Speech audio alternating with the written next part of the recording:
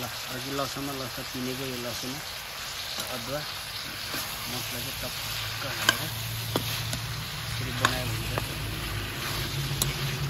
स्वाद त पुरै नगरौँ होइन। त्यो गाडीवालाहरूले पनि माथि यो बास्न थालेर भरे गाडी रोक्यो भने मलाई अर्कै तनाव हुन्छ क्या।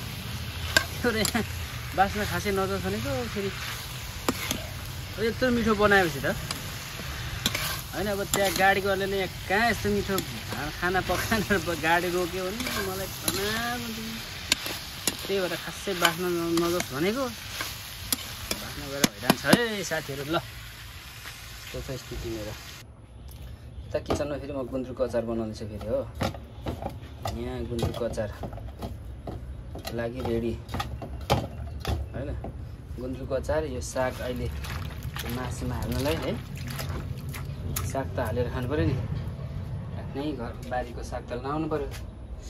सब गुन्द्रुक बनाउँदैछ है। ल यस्तो खालको सेप भएको छ अहिले मासु।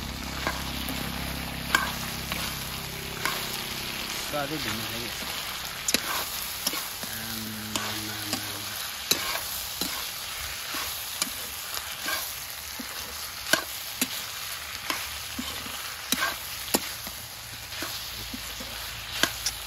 खाएपछि त अनि मान्छे त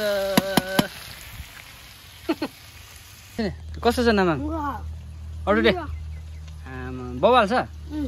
ल ल यता चाहिँ अब साग हाल्ने होइन। बवाल लाग्यो हो। ल पर लगाउनु त।